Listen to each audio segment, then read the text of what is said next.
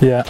Okay, so on all of my rigs I put some small either stots or shot above my top shot, so that I can finely tune my float during the match, because during the match the viscosity of the water changes and you'll find your float sits down or slightly higher, so you can add or take away a small shot.